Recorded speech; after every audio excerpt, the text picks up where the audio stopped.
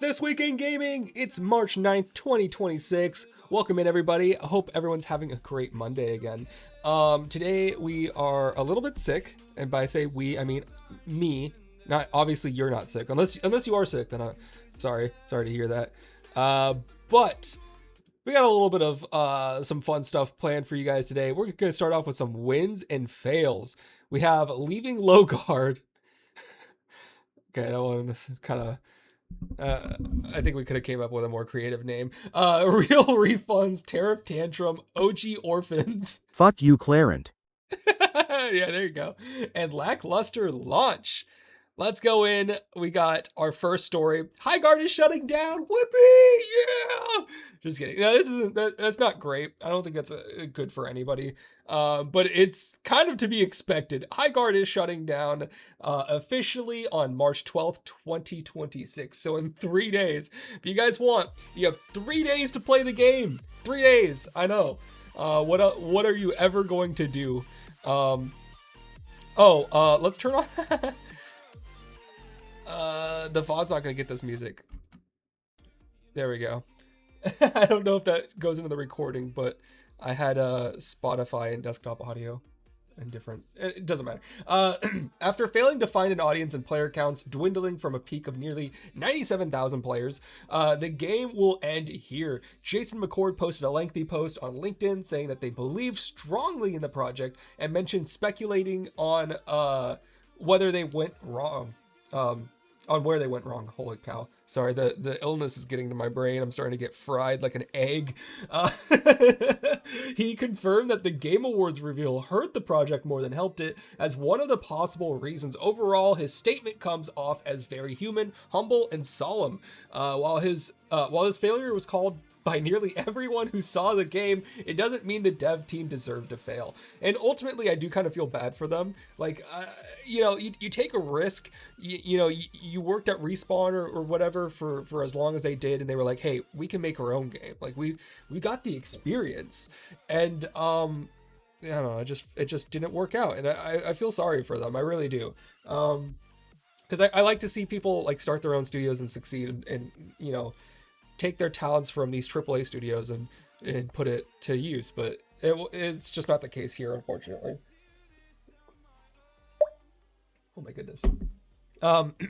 In his post right here, you can see it. You can read the whole thing, but he says that we're shutting down the game on March 12th after only 7 weeks. So a lot of people who said Concord 2, I mean, they were right. It really did go the way of Concord. It stayed a little bit longer, but that's just because, like, I don't know, their only game. They had to, and they didn't have like a parent company. They needed this game to work. And I'm pretty sure the studio's closed too. At the end, he says, either way, I learned more from releasing Highguard than from my 7 previously successful shooter games. Those learnings will help me and any team I'm on in the future. So if nothing else, I value that greatly. So like, he's not even going to be like that. Even the people that are in like the upper management are not going to work here anymore. I don't think this is a company anymore. At the end of the 4-year journey, I'm immensely proud of the team and of the game. We may not have had many players, but I was one of them. That's so sad. He's the design director, by the way, at Wildlight. So I'm pretty certain that they are all out of a job, unfortunately. Everybody. So that's unfortunate. Should have posted on the Discord. Damn, why am I reading a wiki post? Fuck you, Claire. What are you talking about? Are you okay? Anyways, moving on. Let's go to a win. Nintendo sues the US government. Instead of suing a single mother of 4, Nintendo has finally set their sights on someone who deserves it, the US government. They have filed a suit in the US Court of International Trade seeking a refund on the tariffs collected by the Trump administration. Because the Supreme Court struck down these tariffs, Nintendo claims they are owed a refund with interest. And so this isn't mentioned here, but the Trump administration says that they've already said that they can't pay back the tariffs. Like, they don't have the money. So like, this is crazy. This is such a fucking mess, dude. But you know what? good on Nintendo. They shouldn't have had to pay the tariffs. The funny thing is, this tariff fee just got passed on to the consumer anyways. It's crazy. Nintendo's gonna get their money back, and we also paid them money, so they're gonna get double what they would have gotten normally. They increased the price of accessories. They increased the console price higher than it was going to be originally because of these tariffs. So it's kind of fucked up, if you ask me, that we had to pay for these tariffs, and then our government, which is us, it's our money, is also going to pay back the tariffs money that was collected. So like, we just lost money on the entire tariffs scheme that Donald Trump had enacted here, which is just a big L. Like, in an already struggling economy, like we had to fucking deal with this. Like, that's just embarrassing. Not to get political or anything. It's just like, I don't even think that's political. It's like, it's literally my money. You know what I mean? So that's so cool. But, you know, good on Nintendo. Like, I'm not mad at them. Like, they literally shouldn't have been paying the tariffs to begin with. Like, they weren't legal tariffs. So, I mean, even the Supreme Court found that they were not legal.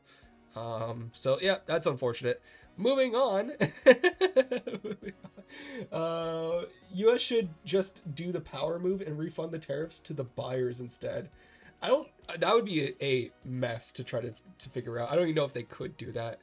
That would be cool though if they gave us the money back. But it's like, how do you know how much of the tariff was passed on to the consumer? It would just be a case by case basis. It would take forever to figure out, and then you would have to go through a legal battle with each company. It would just, dude, it would suck. It would suck. Like, this is like a bureaucratic nightmare.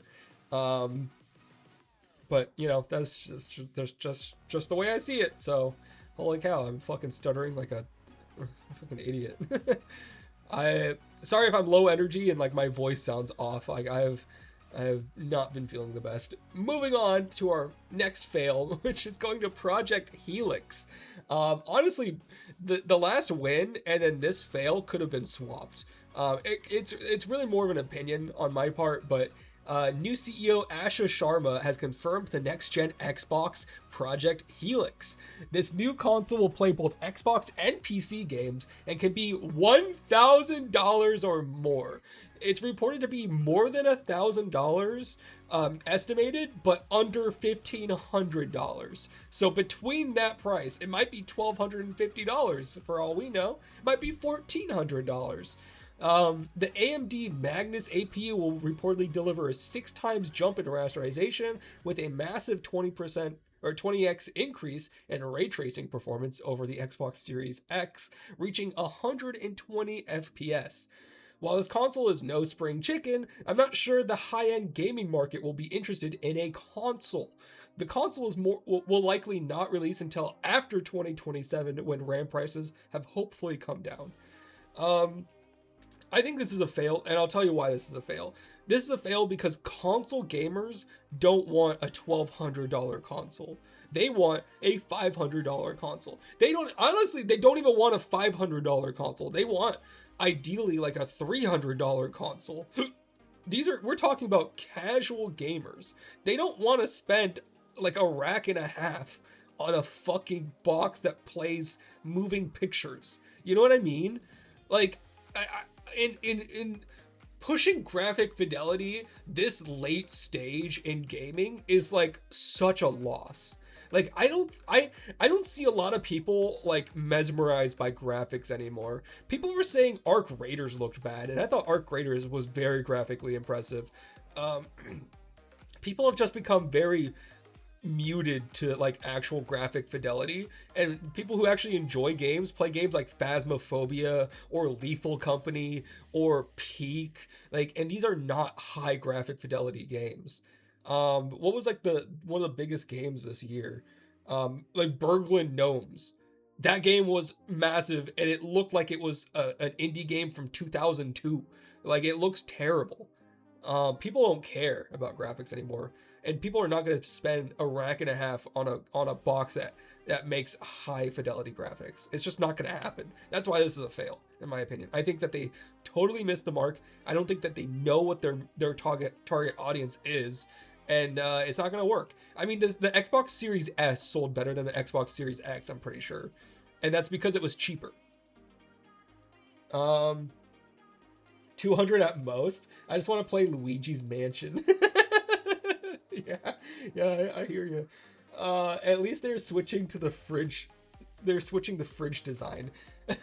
Are you talking about the actual fridge, or are you talking about the way that it looks like a fridge? Because they did make an Xbox fridge that is shaped like an Xbox. By the way, I had AI make this picture. I told it to make me an Xbox, like a futuristic Xbox, and it made me just a normal Xbox. So I was like, no, make me a futuristic, like, alien prototype Xbox, and it gave me this. So, yeah. This is not what it's gonna look like. I really love those videos, from well, you know, like 2007, where they were like, oh, this is what the iPhone 5 is gonna look like. Let me see. I have the perfect one. I have the perfect one. Check this out. Check this out. Come on, there's already too many Apple parodies out there. What was that? Oh my gosh. How many? Wait, what? I thought this was shorter. Alright, so we got another iPhone for you guys. We redesigned everything, made it bigger, and added some apps and stuff. And you compare it to your iWatch. You mean Apple Watch? Shut up! So it's really artsy and innovative and big words.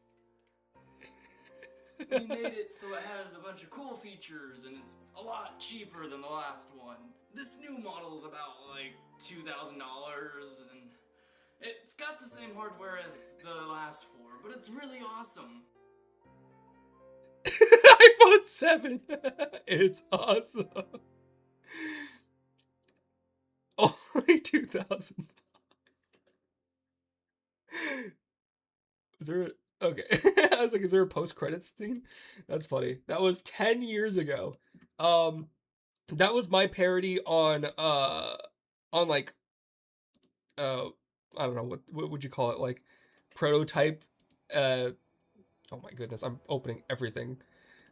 That was my parody on like prototypes and like what people expected from like new products to look like. I actually made that as part of a class, like a 3D modeling class. It's an iPhone that it extends out and it like closes together. Zen predicted the liquid glass design. Oh, what can I say?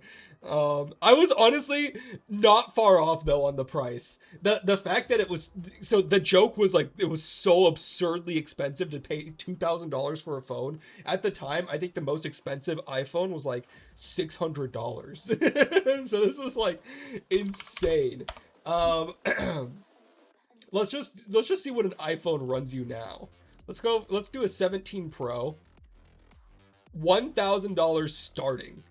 That's starting, so that's like not even. So we want the Pro Max. I like orange. Of course I want 2 terabytes. Look at that. It's $1,999. Oh my goodness. There we go. Boom. I literally predicted the future. I literally predicted the future exactly. What the fuck? To be completely clear here, that was a total like exaggeration. I never thought a phone would cost $2,000. That was a joke. That was a hyperbole, and now it's reality. Anyways, moving on. We have a win, old game preservation. The video game industry found, or oh my gosh, I hit the wrong button. I was trying to switch to the wide. The Video Game History Foundation, VGHF, received a rare copy of Cookie's Bustle, a 1999 Japanese PC game developed by Roddick. While they set out to preserve the game, an individual named Brandon White, under a company named Graceware, began filing false DMCA takedowns for any screenshots, footage, or copies of the game. VGHF itself received multiple takedown notices for simply owning a copy. They didn't distribute it, they didn't have any sort of download link, just owning a copy of the game made them receive DMCA takedown requests. Or I guess not takedowns, it would just be like, hey, give us the copy of that game back. Crazy, insane behavior. VGHF forced Yuki, a UK-based law firm that was forwarding these takedown notices on behalf of Graceware. They forced them to stop and have vowed to take legal action if Brandon does not cease his actions. This is a win for games known as Orphan Works, games with no known owners and have pretty much been lost to time. So this happens a lot actually with older games. You know, maybe the company that made it has gone defunct. Maybe the person who owns the rights died and had no heirs or anyone to pass it down to. So people just kind of like, it's like an abandoned house. People just like they just squat on it and they just say, hey, this is mine now. And the Video Game History Foundation made a joke post on Blue Sky. They said, and this is part of like a long thread where they talked about the situation, but they said, here's the thing, the copyright registrations for Cookies Bustles are legally meaningless. The registrations were made with Interroco, which is a German company, a private company with no authority over copyright law in any country. They're about as enforceable as writing I own Cookies Bustle on a napkin. And then they actually did it. They're like, I own Cookies Bustle. So this dude just literally copyrighted something he had no legal authority to with a German company. Like, by the way, this is a Japanese game. Like, this company, like, it doesn't make any sense. Like, they're right. It's like basically just saying I own this on a napkin. It's legally the same. I would send them a letter with a photocopy of my ass. You're the reason we have those prices. You gave them the idea. Oh, you're right. I'm pretty sure that Apple watched my 2,000 view video when I was like 17 years old. You're correct. That's what happened. Anyways, man, I thought this was funny. I really hope this guy gets fucked legally. This guy's a little troll. I'm gonna be honest. Brandon White, he might strike this video down just because I'm talking about it. Fuck you, Brandon White. Sorry, wrong camera. Fuck you, Brandon White. You can suck my entire ass. And you know what? If you give me your address, I will give you a photocopy of my asshole. How about that? How about that? That's not a threat. That's like, that's a goofy promise. I'm not saying like I want to dox him or anything. I'm saying like if he gives me his shipping address, I will send him a picture of my asshole. Just today, I got another fake PayPal phone call with an AI voice that said I had to pay £5,000. I insulted them so long that they ended the call. That's crazy. What's sad is people fall for that, and it's almost always old people. It's just like the oldest, like most like vulnerable people of society will fall for that shit, and it's disgusting. I hate scammers. Almost as much as I hate trolls, copyright trolls. They suck. Anyways, moving on, let's go to our last fail of the day. Going to Marathon's mid-launch. If Kieran were here, he would be seething and raging at this. Marathon finally launched March 5th, 2026. While reviews appear to be good, the player count is far behind the launch of Arc Raiders, which launched with over 3 times as many players. Hang on. The Server Slam event had 143,000 players, meaning around half of them were not willing to pay the $40 entry fee. Arc Raiders player count was notably unchanged by Marathon's launch. So here you can see their player count. They peaked at 88,000 players, which is just like over half of the players that played the Server Slam. And you know, the reviews are very positive, 12,000, very positive. Like, people like it. It's not bad. I hear the gunplay is really good. I hear that the game is visually nice. The issues I hear a lot are it's more hardcore. Like, it's a little bit more competitive. It's a little bit harder. than say like Arc Raiders, which is a little bit more casual. There's no friendly based matchmaking, so you're not going to get matched with people who aren't going to shoot you in the face insta. And then there's also a really bad UI design. And Bungie has already said that they're going to change it. I think that's the biggest complaint. Everyone says that the UI sucks.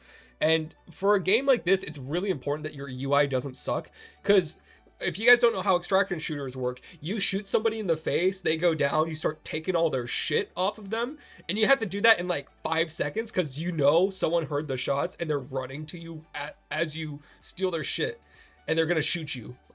So extraction shooters were like even like what's the other game?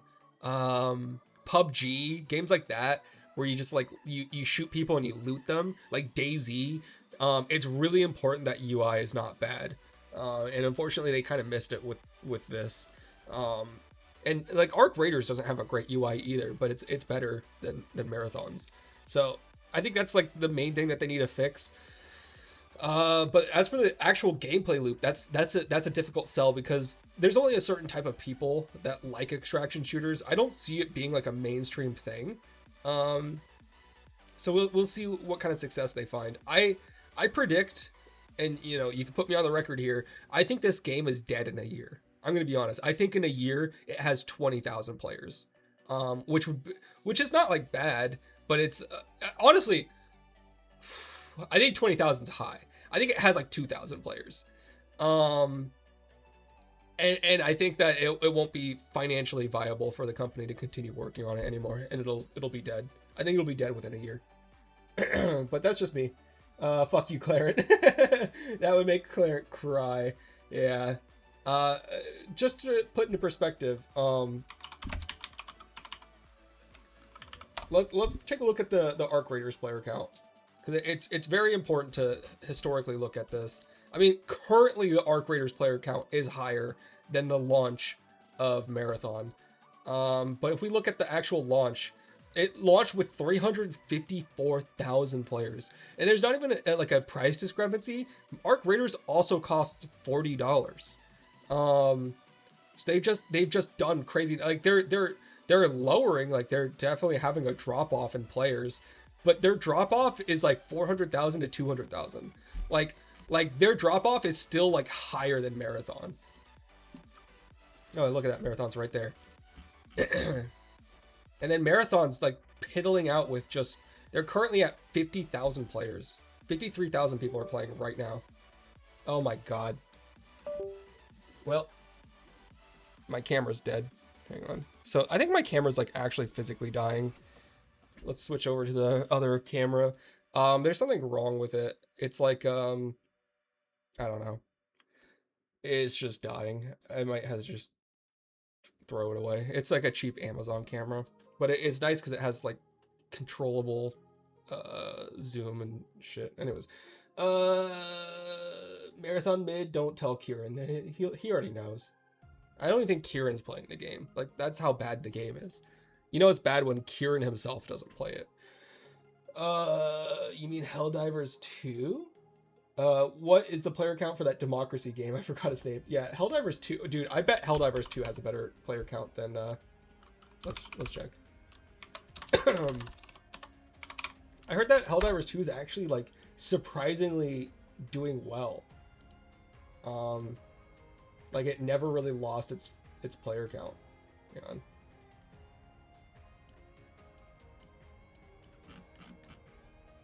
Oh my gosh. It's like the same as Marathon is right now. The game came out over 2 years ago and it has the same player count as Marathon has that just came out this week. That's crazy. And it peaks with like every update, as you can see.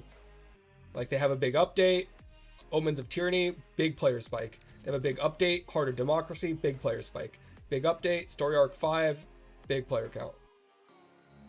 March towards Cybersand, 173,000 players. So next time they could easily triple Marathon's player count if they wanted to. And I mean, the peak of 458,000 players is still higher than Marathon. And of course, these are just Steam numbers. Like I know Steam numbers get a lot of traction in the news just because it's the only like available source for actual player counts. Because like Sony and then Microsoft, they don't share their numbers. So it's hard to tell what they're doing on other platforms, but we can kind of infer that it's probably the same. Generally speaking, the trends are usually lockstep, unless it's a very specifically like PC niche or console niche. Like Spider-Man, like Marvel's Spider-Man does better on PlayStation than it does on PC, things like that. And we'll talk about that later. That's actually part of our story today.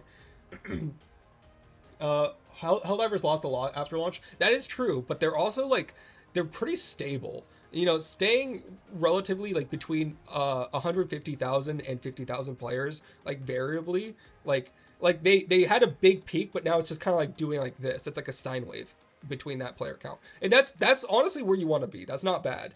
And like I said, like it seems like they get a lot of people back every time they have a big update. So, I mean, that the sign of a dying game is when you have a big update and no one comes back. Like Arc Raiders is kind of concerning me because they had that big update recently and it actually lost player counts. So, I guess we'll see. That's the sign of a dying game versus a healthy game.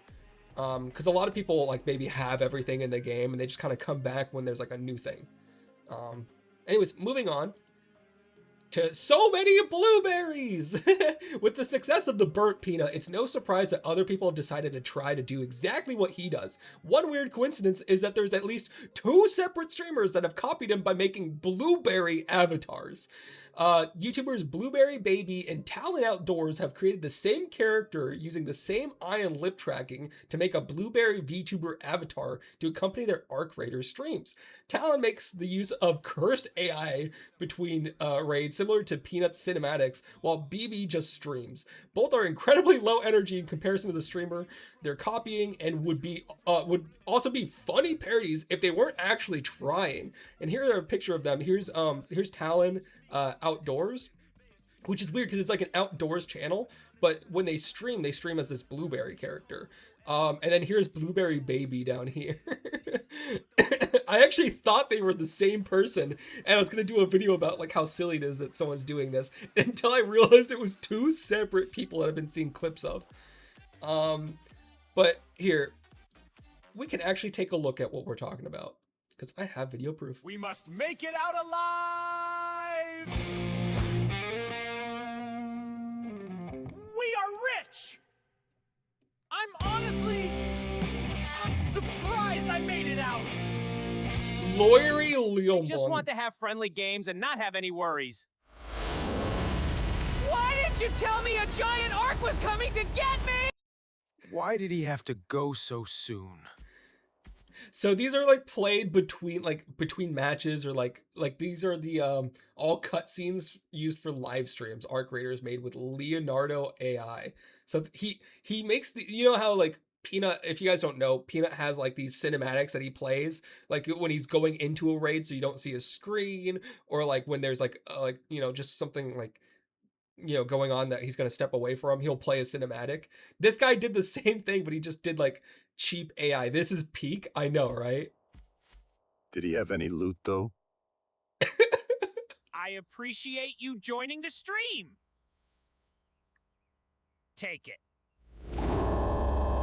What the Come fuck, on in. dude? Check out the place.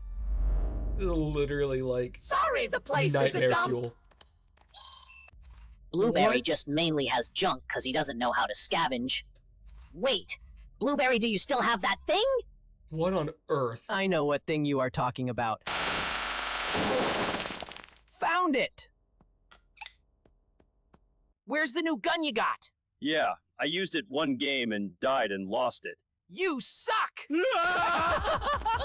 I appreciate you What joining the stream. fuck?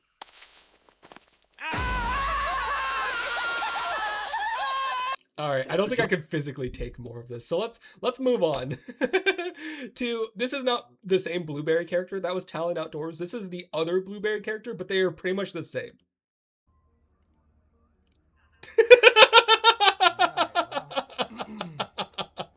Shooting from the hip on this one. Thought it was gonna be a little bit. I was gonna get a little more time, but Oh my goodness. They're so low energy. They're literally the same. This is the entire stream.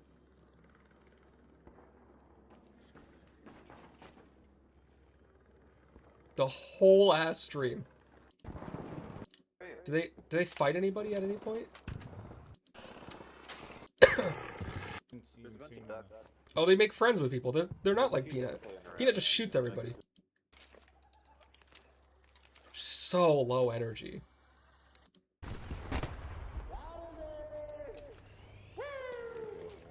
The random in his lobby has more energy than he does.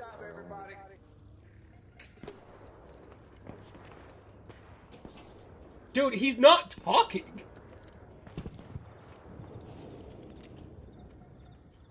Hang on, I need to just pull this up because this is important. He's so fucking quiet. I don't think he's said a single word. I think Zen washes. What? Alright, so check this out.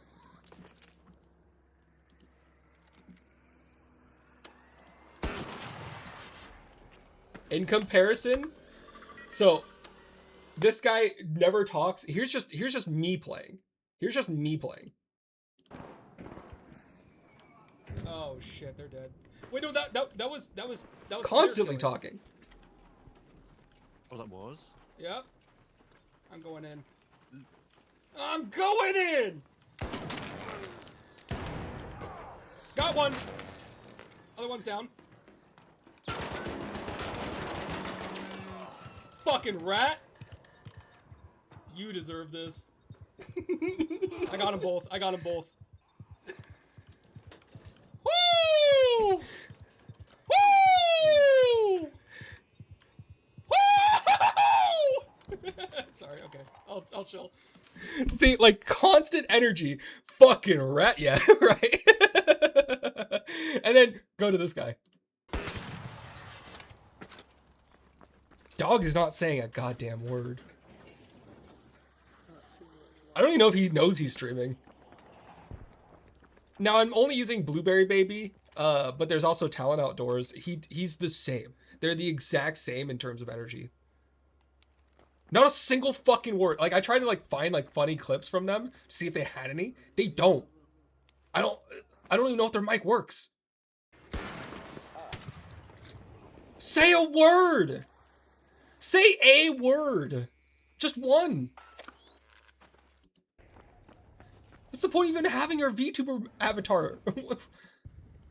This is the opposite of Peanut. Oh my gosh, he's silent.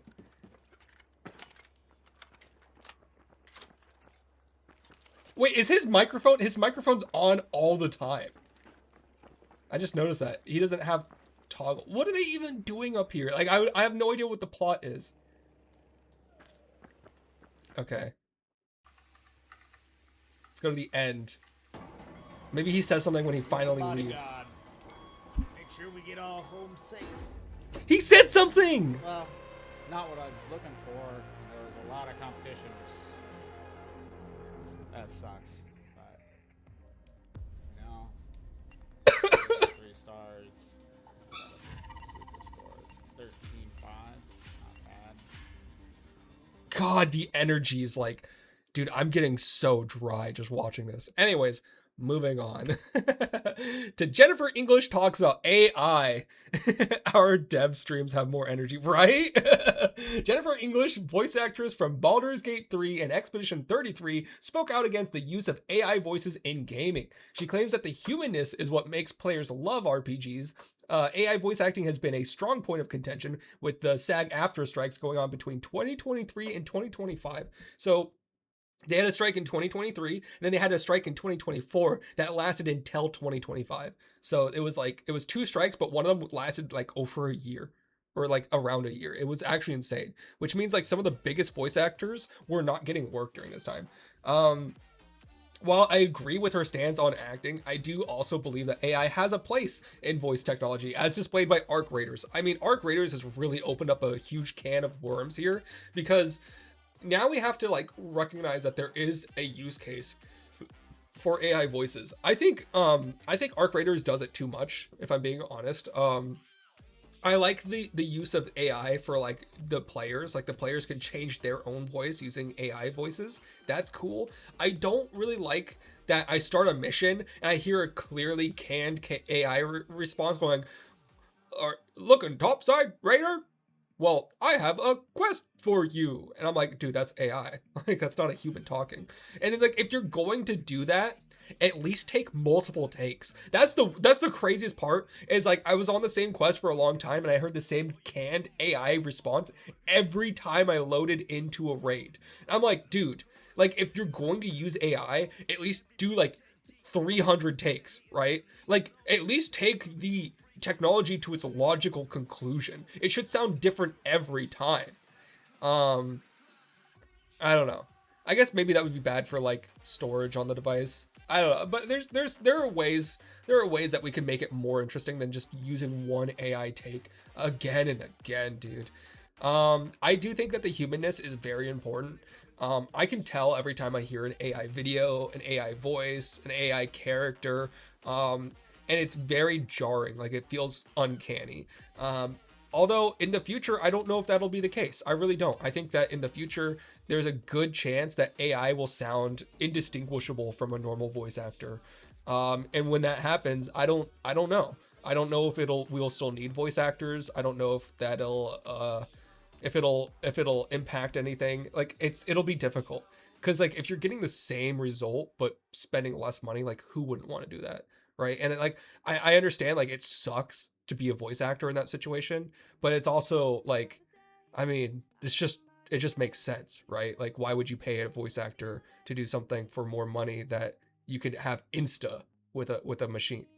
So it's a difficult position to be in. And I'm not even like, I'm not pro AI, I'm not anti AI. I'm kind of in the middle, because I think there are good use cases, and I think there are times where it's being abused. I think even with like coding, I'm starting to realize, like, wow, like, we're not going to need coders anymore. Like, we're just going to need people who are really good with AI implementation, right?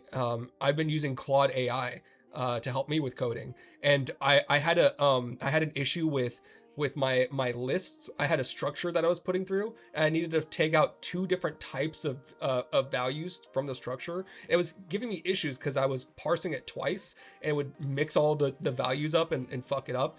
And I put it through AI. I'm like, hey, I'm getting this kind of issue. What am I doing wrong? And it explained me step by step what went wrong, and it wrote me a new function that fixed the bug. And I was really impressed by that. And I've had a lot of use cases like that. Like, I've even there's an app that you can install in Visual Studio that will allow you to like have it rewrite functions for you, or like give you like code snippets and stuff like that. And it's so helpful, especially when you already know what you want to do. Like, hey, I need you to build me a structure with these data values in it, and it'll do it in 2 seconds rather than you spending like, minutes writing it. And it's just so nice, especially when you know code, and when you know exactly what you want, and you just don't want to write it all out. Just have an AI do it insta.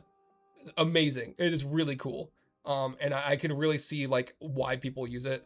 I think that there are good use cases, but obviously, there needs to be a humanness involved. And she's right. Jennifer is completely right about the humanness, but the problem is what happens when AI can do the humanness as well. I'm concerned about music as well. I mean, we've already heard some of the bangers that Skittles has put into this channel with the AI songs. It's actually insane, because, music theory is actually very logical. So AI already knows music theory, and that's like kind of the concern that I have.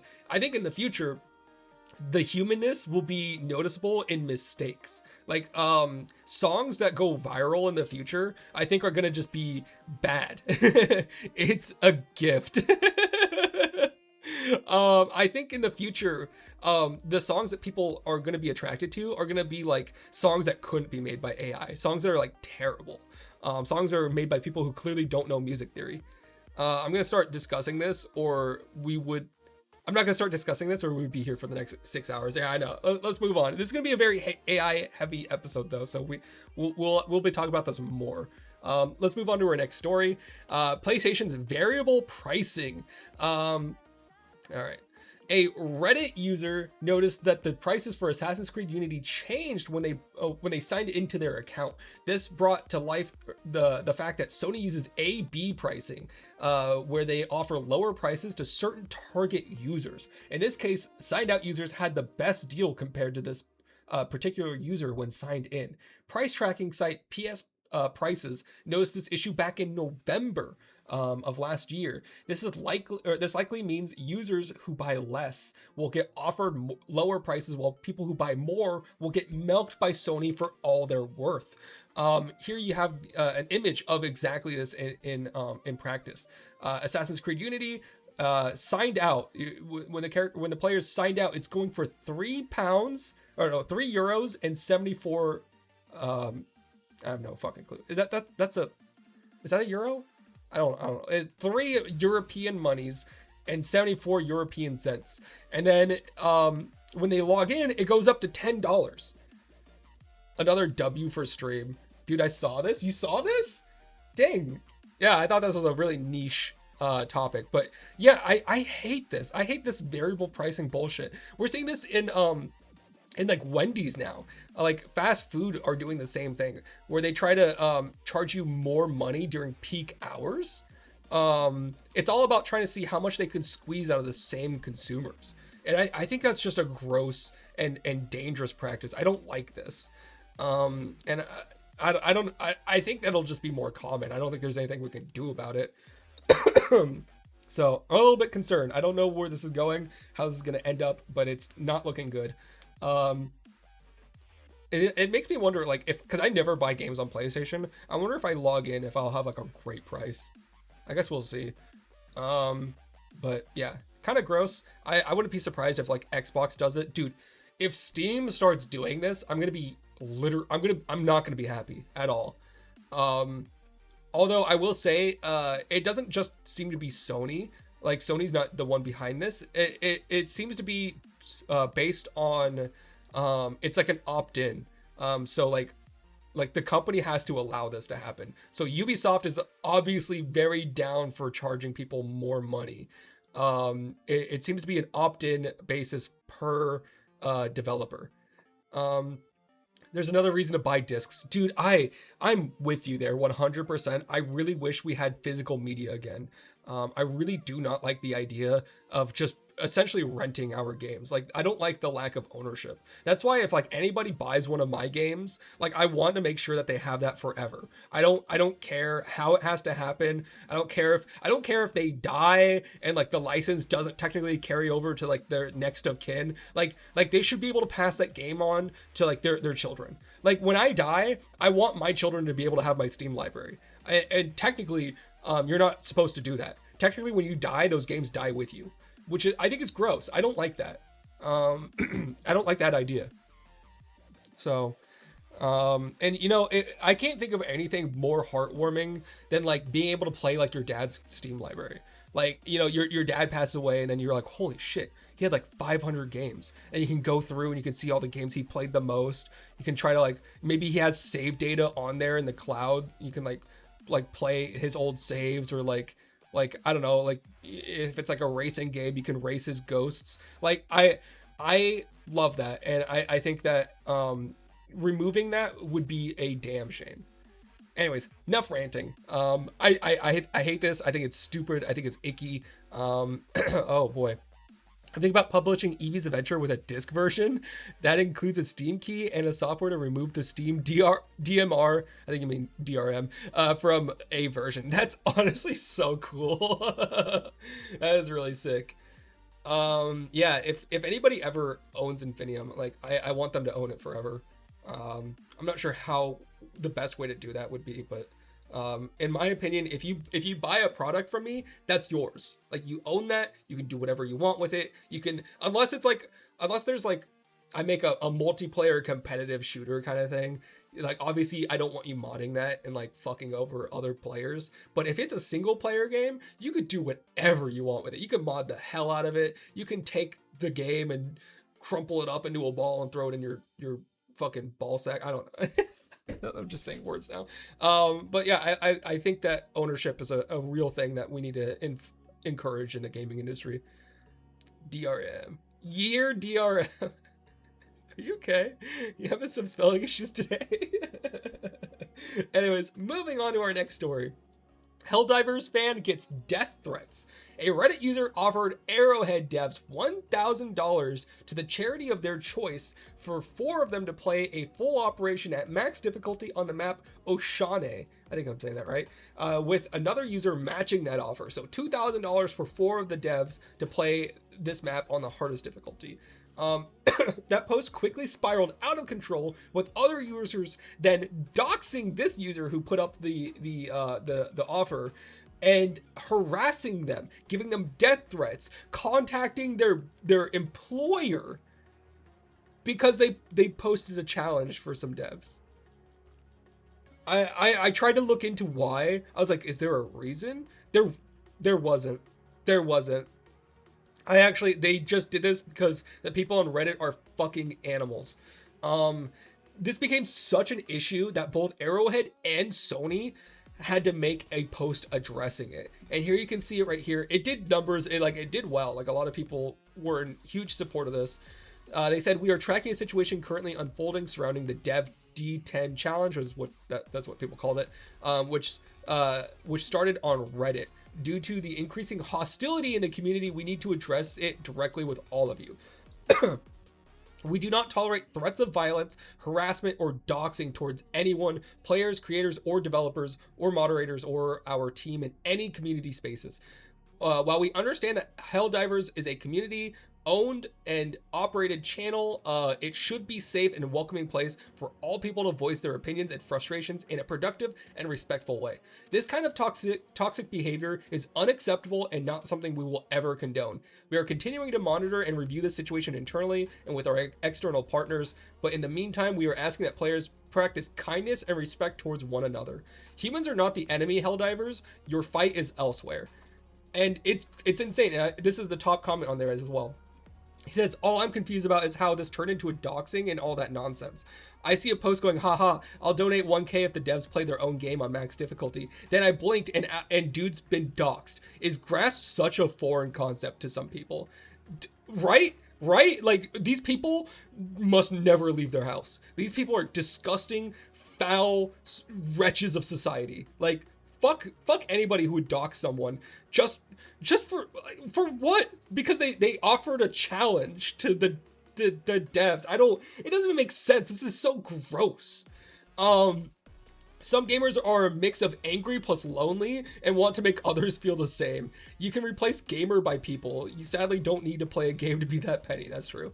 Poorly socialized and angry people are everywhere, sure, but it's undoubtedly worse in places like a subreddit for video games. It's worth noticing the correlation. Yeah, you have to be a special kind of, like, drain on society to be a Reddit gamer. I'm having a stroke right now. Sorry, Mo, sorry. Anyways, yeah, I mean, very heartbreaking story. This guy did not deserve that. Could you imagine you offer devs of, like, maybe your favorite game to play their own game, like, you do a challenge. You're like, hey, I'll donate $1,000 to charity if you do this. And then you wake up the next morning, you're getting a bunch of emails, your boss calls you and says, hey, why is everybody calling the office saying, like, slurs and saying your name? Like, what is happening? Like, now your own livelihood is being threatened. For what? For what? Disgusting. Honestly, anybody who engaged in this behavior, I mean, they deserve the warmest pillow and the most sleepless nights of their entire lives. They deserve the heaviest insomnia. Could you sue someone for doxing you in America? I believe so. Yeah, you'd have to be able to prove damages. But in this case, I would say that the damages are pretty apparent. Especially with, like, death threats. But the thing is, these are all anonymous people, right? Like, no one knows who they are. That's the problem. You could theoretically sue them, but you don't know who it is. They're hiding behind, like, GamerFart34 as their username. Like, you don't know who the fuck that is. I know I could do that in Germany as long as I can prove that my information was not online before. Yeah, maybe, but it's more than that. It's like the death threats specifically are a major crime. Like you can't tell someone that you're going to kill them. Like in pretty much any country. Like obviously you can't do that in America either.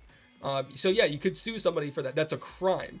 I don't even think you need to sue them. You just report them to the police and then have them arrested. There's different types of like suing someone for like civil court would be like you know that would be like you have some sort of disagreement or discrepancy. Suing them for a criminal issue is different. The state would prosecute them. You get Reddit to give you the information. That's true. Reddit has done that in the past. And yeah, you could probably take someone to court and then through discovery find out who they are. You could subpoena Reddit and they would give you the information, but you know, who knows, maybe Reddit doesn't know who they are. You know, that I don't know if Reddit like, you know, IDs people when they make accounts. They probably don't. So it might not be that easy to find who made these threats. But yeah, like theoretically, you could absolutely sue people for this. And you should. They really should face legal repercussions for this. Like it's gross, and like there's no room for this in polite society. It's just wrong. It's wrong all the way around.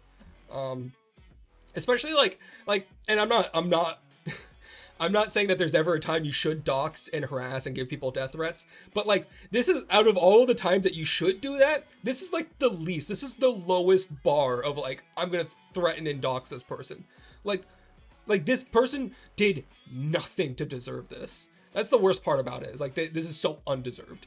Reddit tracks IPs and geolocations. You can get the device from the internet provider. You could, but that's assuming they don't have like what's the fucking word? A VPN. If they had a VPN, that would make that more difficult. Anyways, let's move on. Sony losing PC market share. So last week we talked about Sony's plan to stop publishing for PC. This week we have learned that the reason may be due to their their faltering market share on the platform. Analytics firm Newzoo estimates that only 13% of players on their new launches are PC gamers, comparable to the 44% being standard for other AAA devs. There's been a notable decline with recent single-player releases, only having 5 to 8% of players coming from PC markets. So this is like Spider-Man 2. This is Horizon, the new Horizon game. This is the new what's it called? With the axe, the new God of War game. These are all like within 5 to 8% of the entire player base being PC. This may be the reason for Sony's decision to stop porting games onto PC, as they appear to be struggling to sell copies on platforms like Steam, because the games are shit and not new. That is exactly it. It's not that they're shit. I think that a lot of the games are pretty good. Like Marvel Spider-Man is like it's a great game. The problem is these games came out like 2 years ago. It's the same mechanic every game version, maybe. But there are fans that like want to play it. The problem is anyone who wants to play it probably already played it on PlayStation, or by the time it comes to PC, like they don't really care anymore. You know what I mean? And then they're also selling it for full price. So the game came out like 2 years ago, and now you're trying to sell it to me again for $70. Like fuck off. It's just, I think a large part of it is their strategy on actually selling these games. If they released it day one on Steam, I think they would do much better. But they release it when the hype is completely gone. And then they're like, I don't know why no one wants to play this game. I mean, Helldivers came out day one on PC, and it did crazy numbers. We just saw it on Steam alone. It had like 400,000 people playing it. I mean, look at that. Like, you release a game day one on PC, it does numbers. What does that tell you? It's just a kind of a fail on their end. I don't think that they're seeing the bigger picture. They're kind of shooting themselves in the foot and then being like, well, I guess PC players don't want to play our games. They're really dumb. They're really, really dumb. And I think they're missing a huge opportunity, because I think when you're looking at this, 44% of other AAA devs are selling their games, like 44% of other player bases are PC. So like, you know, Xbox may have like 44% market share on PC. Not Nintendo obviously, but like other like I can't think of any individual studios. Like, okay, maybe EA. I'm trying to think of someone that hasn't been bought by Sony or Microsoft lately. EA probably has like 44% of their players being PC gamers. The problem is other devs are making it work, but Sony somehow isn't making it work. Why is that? It's likely due to their release schedules. If I want to play Spider-Man, I'm going to buy me one version. That's it. I don't need the same game with 12 new textures every year. Yeah, I'm really sick of that too. And I don't like that Rockstar does the same thing. Rockstar will release the game. The GTA 6 is going to come to console first, and then 2 years later it's going to come to PC. I don't like that. I think that's ridiculous. I don't want to pay $70 twice for the same game, mind you. Anyways, that's just my thoughts. And that's the last story we have today. So let's move on to our community time. Today, the overall message, I think, is to use modern tools. We talked a lot about AI. AI has been a really huge focus this episode, and it's not for no reason. And I have a quote here. AI is not just about replicating human intelligence. It's about creating intelligent systems that can surpass human limitations. By Jan LeCun. I don't know who that is, but I just like the quote. I really think that there's a lot of great use cases for AI, and instead of shunning the tool, I think there are times that we should really try to lean into using it. I don't really like, image generation or like voice generation right now, unless it's for like kind of like menial tasks or like placeholders. But like things like coding or things like stories. Like, so I used AI a lot. I've been using Claude. I bought a subscription to Claude, and I've been trying it ever since we talked about the story last week where OpenAI was making Skynet for the US government and Claude refused to do so. I was like, that's kind of based. Let me check them out. I've been really liking it, and I ended up getting a subscription. And if you've noticed, in the sources down below here, we're using multiple sources now. That's because I'm taking the same articles that I would read, I would give it to Claude, and I would say, give me more context on this, and then give me all the sources you used. So then it writes me a second article based on the article that I just read.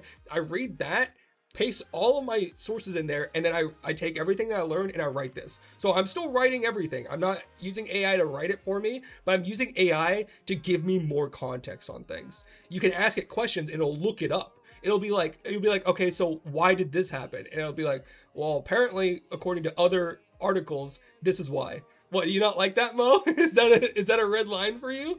I think that this is a great use case for AI. And it's really helpful. It's giving me MLA sources. It's giving me multiple contexts to things that are going on instead of just referencing one article. Meanwhile, I'm researching everything myself for my indie club posts. Well, maybe you'd be making more posts if you weren't doing that. You ever think about that? And I made this entire presentation last night because, as you guys know, I've been sick for the past week, so I didn't have enough time to really work on this like I used to. And it honestly, it looks better than it usually is. Like with all the I feel like I've never known more about the stories that I've talked about. I've never been this prepared, and it's because I have this AI assistant that's now giving me context and feeding me new sources. Like it'll find like another source relevant to the story I'm talking about and saying like, maybe you need this in here too. But then I would not find new games or small games. That's not true at all. So you're looking at it the wrong way. You're not asking the AI to find you new games or small games. You still find the new or small games yourself. Then you say, hey, AI, I have this game that I'm researching. I know this about it. Can you give me more context and can you provide sources? And it'll start searching the internet. It'll be like, oh, so this game also is known for this. It was actually made by a creator that made this game too. It'll scrub things. It'll find things that you probably would have missed before. That's what I'm saying. That's the use case that I think is really valuable here. I never let AI write for me at all. So like I'm writing a novel, as you guys know. I've never written a single line, not a single paragraph, not a single line, not a single sentence using AI. But I would use AI to be like, hey, can you come up with some character names? Because I'm really bad at naming characters. Can you give me names for characters that I can choose from? And it'll give me a list, and I'll choose a name from that list. I don't think that they have these sites indexed. Maybe not, but you would be surprised. You really would. Claude is different, where it doesn't really seem to index things. It seems to like use Google search or something. Like it searches it. Here, let's go to our first highlight of the week, which is most continued work on indieclub.dev, since we're talking about it. Let's take a look. Let's take a look at all right. So we're going to open up Okay, we're going to open up Claude, and we're going to pull up the first thing, drop command.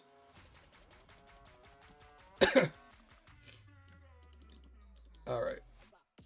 What is it? Drop command demo. Oh, there's probably not going to be anything about this. This is not even a fully finished game by Pillbug Games. Let's see what we can find. Hello, Claude. I am writing a story on a new demo game called Drop Command Demo. Can you please search for any articles talking about this game and give me a summary with MLA citations? Let's see what it does. Working. So it's searching the web. Here's a summary of what I found about Drop Command, the demo game by Pillbug Games, along with MLA citations. Drop Command is an indie mech game developed by Pillbug Games that has been developed since 2021. It's a mech combat game about commanding the battlefield from a cockpit and navigating procedural campaign that reacts to the choices the players make. Wow, that's really cool. How did it figure that out? I'd never even fucking heard of this game. It's not even out yet. What? What the fuck, dude? Dude, AI's insane. And then it has all of our sources right here. So we can just plop that in.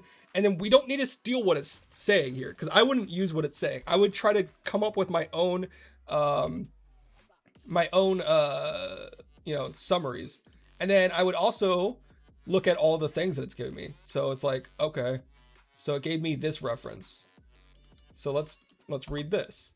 Okay, this is their itch page. So I'm going to want to read this for context. It cited the store powered app, so we might go there. Looks like it used itch.io a lot. But yeah, so like that's a way that you could add context. It can do all sorts of crazy. I don't think they have these sites indexed.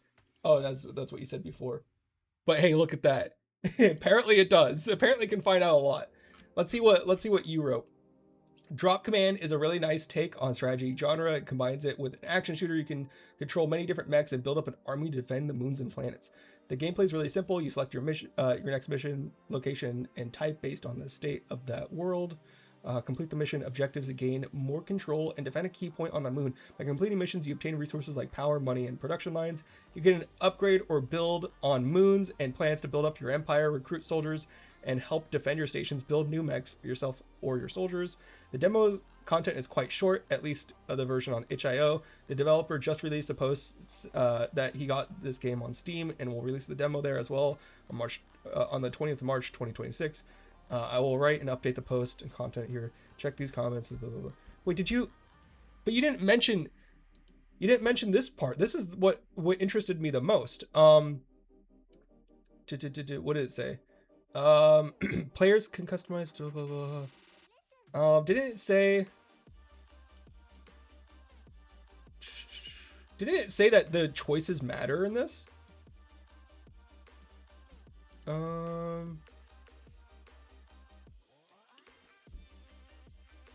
Am I dumb? Wait. Navigating a procedural campaign that reacts to choices players make. That's a huge, like, I'm not getting that impression from the, is that not true, or is that just something you omitted from your your thing. 'Cause that's something that's like probably the most interesting part about this. Let's see. Let's read their itch.io. Yeah, procedural campaign that reacts to choices you make. Why didn't you include that? That's like the coolest part about the game, dude.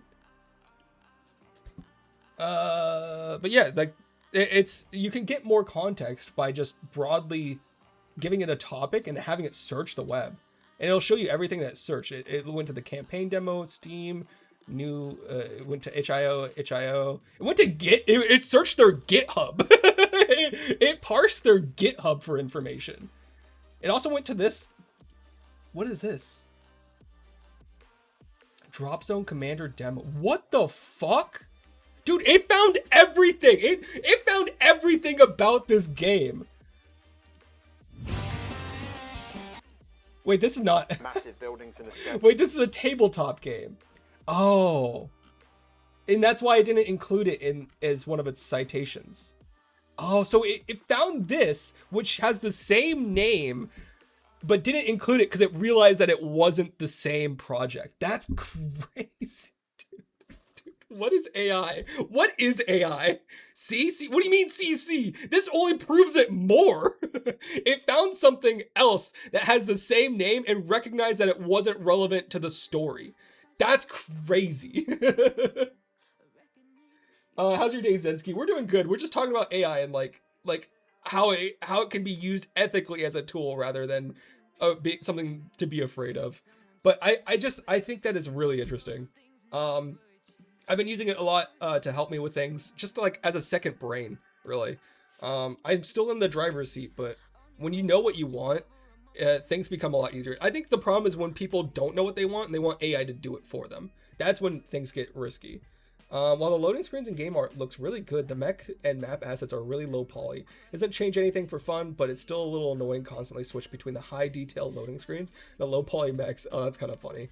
But that is the only criticism I can give on the art. The music is a good fit to the game and the sound effects fit the low poly art style. It's understandable that the developer is using a low poly art style to keep the production smaller and game lighter on more computers. Drop Command is being developed and published by Pillbug Games. Pillbug Games core consists of 3 brothers that have been playing and making games together for decades. Matthew is the lead programmer, Ben is the artist of the group, and David is the narrative builder and game designer. They're based in Vancouver, Canada, and working on Drop Command on the side. This is not their first game, as they have already published another game with the name Mech Shuffle on Steam. While only having 16 reviews at the time of writing this post, they are very positive. I can really recommend Drop Command.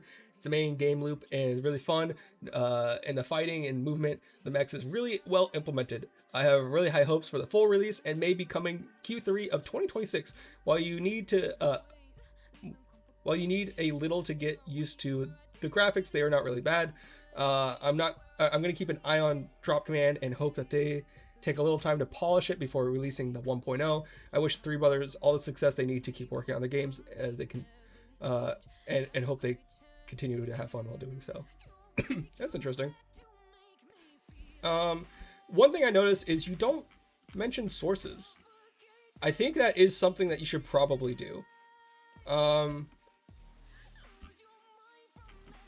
mean, like, you're not paraphrasing anything here.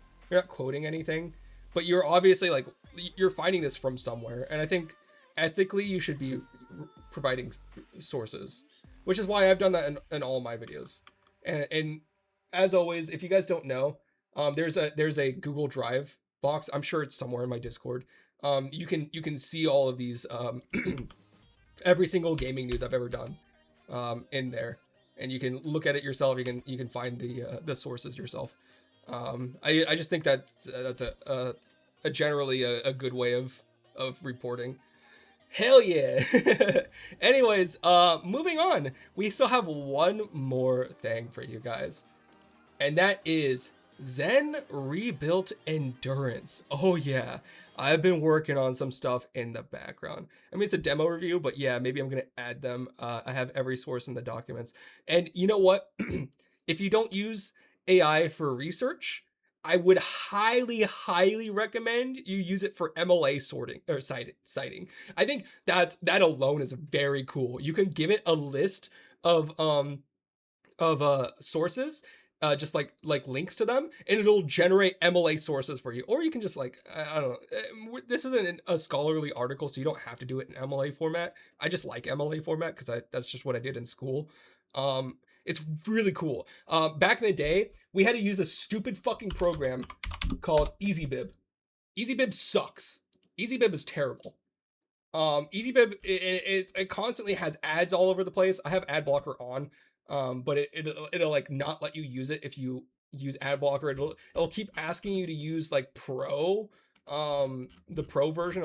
It'll ask you for money all the time. Try it for free. It just sucks. I had to do APA formatting manually for college. Dude, try using AI for that. Just saying, just try it once, and then if it works, it works. But you know, I think that using AI for citing your sources is so based. I love it. It'll just do it automatically. It's so easy. It'll even tell you too, if it wasn't able to find like the name. It'll be like, hey, I wasn't able to find the name, so you might want to double check this. Which is really cool. Anyways, let's take a look at my endurance rebuild. So here we have the original game. This was back in 2023. I have no idea what these formats mean. Damn. So it's meant to be a fully destructible rewind game. One thing that's hard to tell there, when I'm bouncing around here, I'm actually rewinding because there's a rewind feature. So right here, I rewind it. It's just hard to tell visually and audibly, but I changed that. Here it is today. I made this in the last week. Everything's been remade in Unity 6. This is a completely new game. The only thing that's the same are the assets. The physics, everything's physics based, even your character. I could shoot these guys, but I'm not going to. I'm gonna walk up to them. The AI will shoot you if they see you with a gun out for too long. All the civilians get afraid when you pull out a gun and you shoot it. They'll start fleeing. There's me using the rewind feature again, but now you have an audible like indication of when it's happening. Now we're going back to the old game. Much faster pace, though. I will say that. A little bit of destruction. That's kind of cool.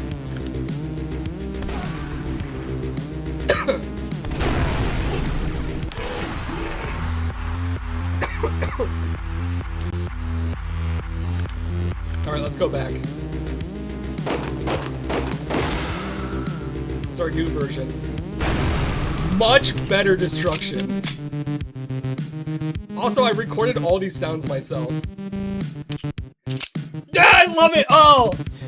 Dude, I literally did the John Wick reload. So the cool thing about this is all of the shell casings that come out of the gun and the magazines are all real physics objects that are in the game. So when you see it fly off to the side here, that's actually a physics object coming out of the bottom of the magwell. That was a real, if I were to look behind me, I would see that magazine on the ground. Also, it goes to slow-mo when you do a slide, because now there's sliding in the game. Yes, of course there is. There's also hitboxes, so if you hit them in the head, it does more damage than if you hit them in the body or the arms.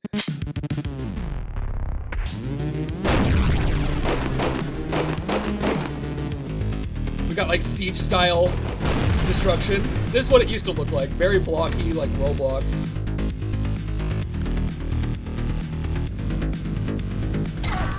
He got dusted. Okay, we're rewinding it now. Missed my shot. That's embarrassing. Rewind it back up. Just playing with the rewind feature just to show it off. There's no hitboxes though, so like if I shoot them, it just does the same amount of damage. Now let's go back to where we are.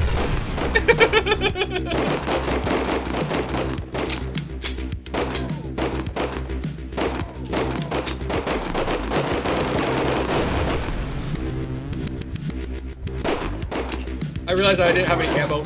Oh, that's another cool thing. The enemies have the exact same guns that you have.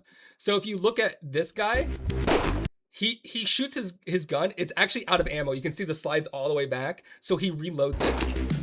And then the magazine comes out because it's also a physics object. But I killed him before he could finish.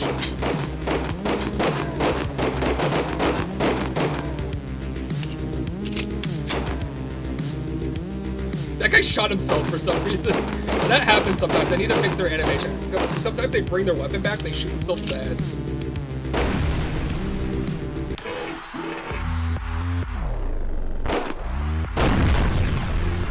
These guys don't have AI. I haven't finished this part. And then at the end, it shows you all the destruction that you did. That's not a bug, that's a feature. I love this part because it shows you everything that you destroyed.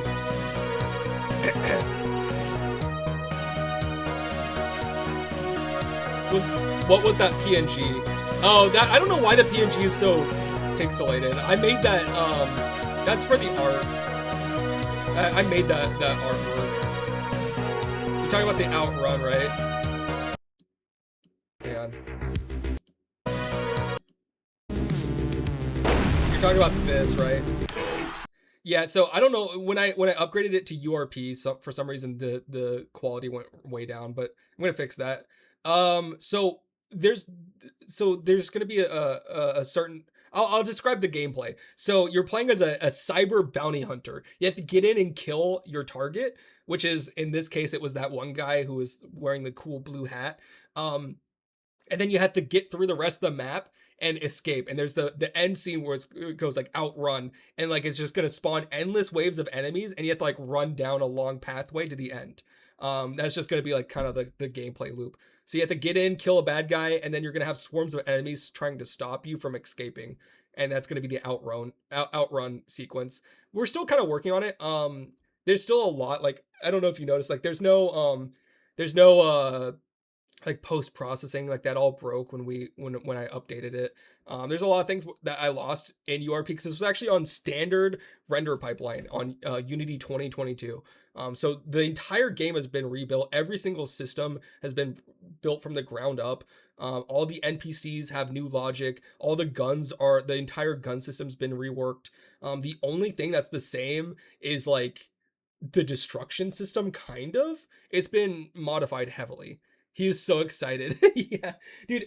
So the cool thing is all the gun sounds were also recorded by me. I recorded them with a real gun.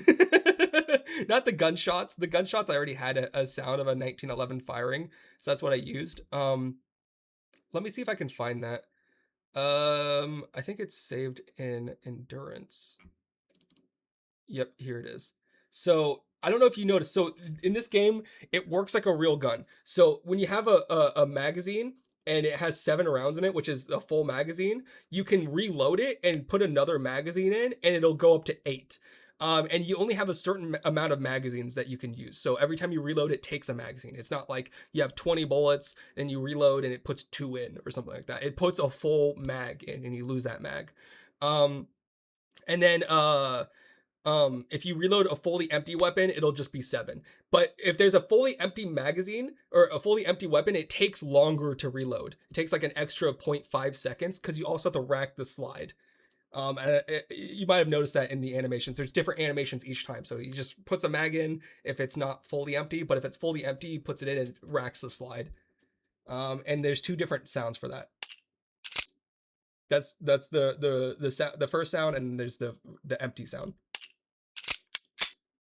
And these are all real sounds I used with my 1911 right here. So I did this. So what I did is I put a pillow below my microphone, and I actually did the John Wick slide. I went like that, and I like kicked it out, but I didn't want it to break my magazine, so I had it land.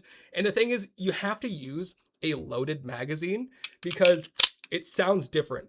If you use an empty mag, it sounds hollow, and you can tell. So I had to load a real magazine, and you have to be very careful handling it because, like, you know, obviously you can hurt somebody doing something like this. So is this legal on Twitch? Yeah, it's totally legal on Twitch. it's fine. As long as I don't like hurt, as long as I don't break a law, you can have a firearm in your house. And I've also noticed that you can use different sounds.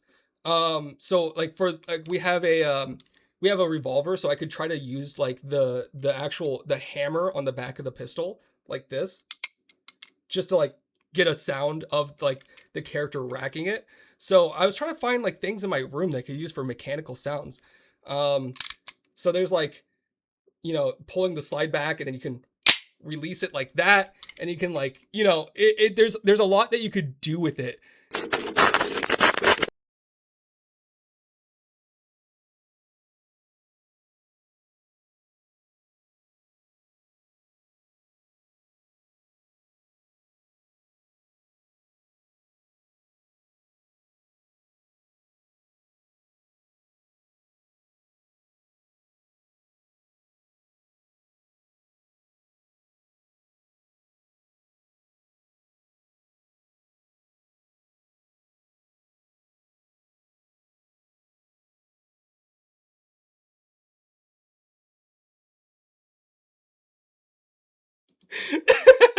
I'm just fucking with you guys.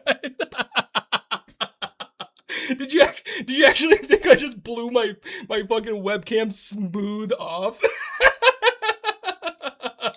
Yeah, that was a. I was, oh, dude, I've been waiting all stream to do that bit.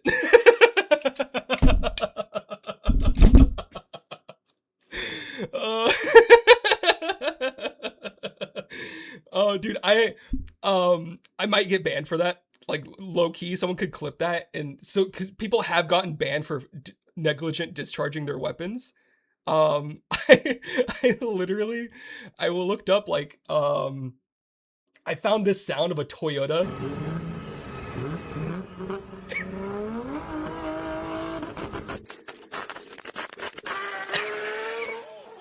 And I used that to make it sound like there was a microphone peaking that like broke. And then I used this glitch effect that I found.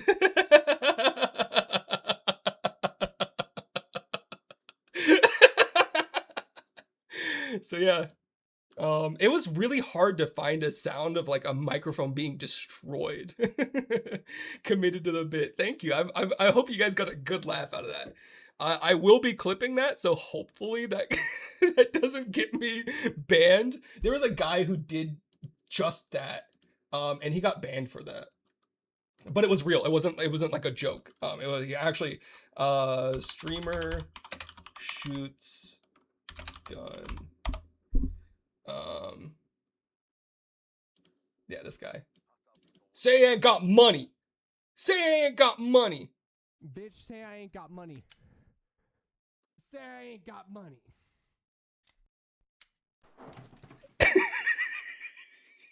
God damn. What the fuck? Dude got banned for that.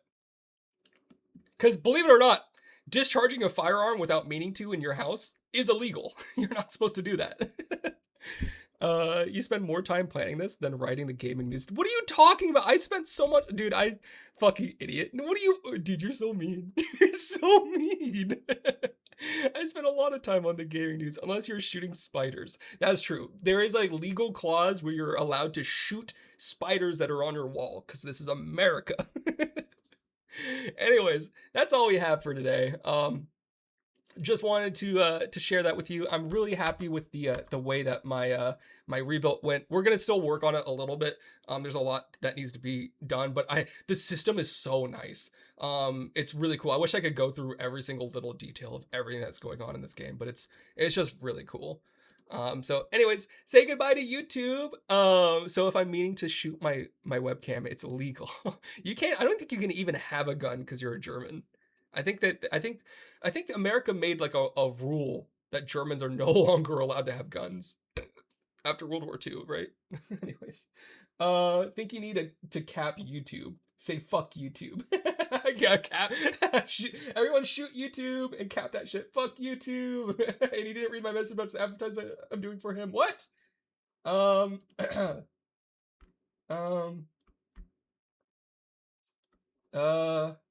It's a little sad that you didn't even add my car livery to your ads.